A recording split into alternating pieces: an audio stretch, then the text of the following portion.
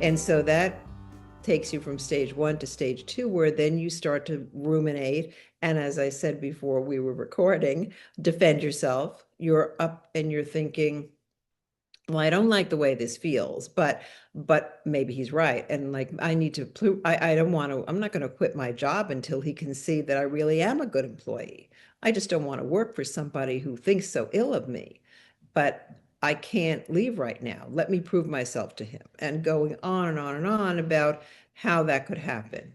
When I'm knowing, as they're describing this relationship, that with that particular person, it's not going to happen because his investment is in her seeing herself the way he sees her, which is not the way she wants to be seen.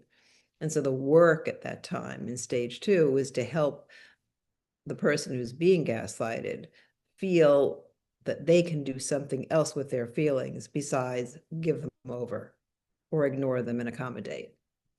And then you move into stage three that I was just describing, that first patient, where there is that kind of depression, and that is there is that giving up and saying, you know what, I'm just going to do it. He's right. Maybe I am that person and I didn't even know it.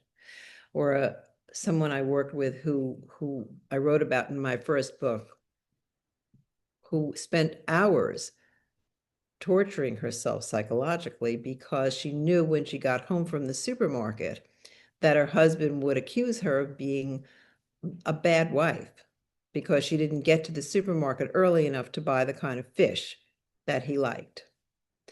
And what was the hardest thing to hear in my office was that she agreed with him, that if she were a better wife, she would have gotten to the